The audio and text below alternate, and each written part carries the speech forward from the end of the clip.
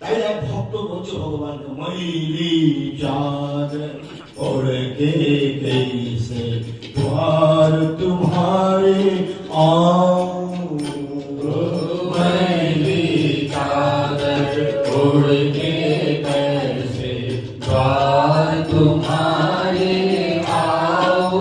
हे पावन परमेश्वर मेरे, हे पावन परमेश्वर मेरे, मन सचुकाऊं, मन ही मन सचुकाओ।